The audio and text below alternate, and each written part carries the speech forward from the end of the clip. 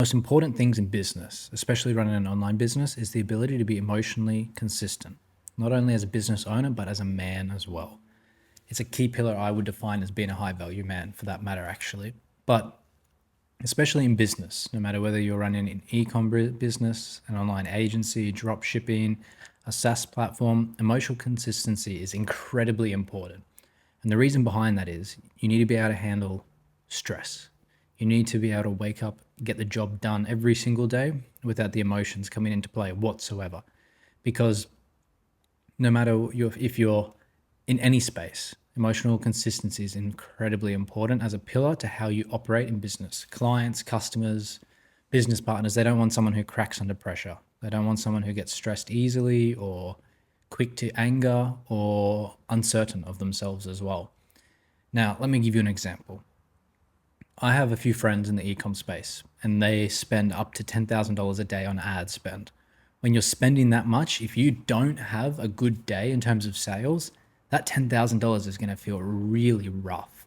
And to them, it doesn't matter. While they have a large amount of liquid capital that they can keep growing, they've come to the realization and know within themselves that it takes money to make money, especially in the e-com space. But imagine that. Imagine you're spending $10,000 a day and you make $1,000 in sales.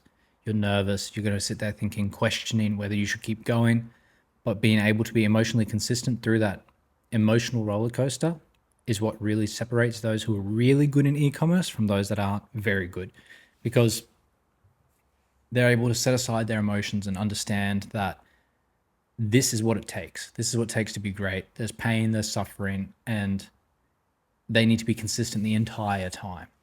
Let me give you another example. As an agency owner, we land quite a few different projects at varying budgets. Recently, we landed a $10,000 website project, right? Since day one, I've never, ever really celebrated my wins. And the idea behind that is I believe it creates negative compounding benefits. So say like I work all week and I get to Friday and I say, I've worked really hard. I'm going to go out for a beer with the boys. That then stops any degree of progression. There is no compounding whatsoever. And then you're basically riding off the weekend, and then you have to get back to that baseline to then keep going from there. Whereas if you don't celebrate the win, sure, taking a day off, that's not going to negatively risk your compounding progression. But if you take a day off, use it properly, rest. There's no point celebrating your win, because at the end of the day, the win is minuscule compared to all the other benefits that come with it. It's just an easy dopamine hit to go celebrate that win. A few years ago, before I started my own business journey, I worked for two brothers. One was 25 and one was 23, both multimillionaires. And I have never met someone who works harder than that 25-year-old. And I asked him, because I would leave around 8 or 9 o'clock at that time, come into the office around 8 or 9 again, and he'd still be there. He'd be up there until 4 a.m. some nights and sleep in the office. And I said to him, how do you have so much energy? How do you keep going? And he said, once you hit a home run, you know how to do it, and you just keep doing it. There's no point hitting a home run and celebrating. And that changed the way I view things massively. As I said, I don't celebrate the win. I didn't take the day off. I didn't go celebrate. We landed a $10,000 client. $10,000 is a lot of money. No matter what stage you are in life, it's still $10,000. It can change a lot, and is an extreme amount of money for some people as well. But for me, it's just another client. It's just another project. That's the way I view it. The dollar amount is irrelevant to some degree, because it's still progression, and the dollar amount to me is insignificant in comparison to the lessons that we're going to learn doing that project, or the reputational benefits that come alongside that project. This client is a very large retail brand in the health space, so it's going to have massive benefits for our reputation, having their logo on our website and on our agency deck. So instead of focusing on that win, getting the emotional hit and dopamine hit from celebrating it or anything, I remained emotionally consistent and continued. Sent them the onboarding stuff. Great, next project. We keep going.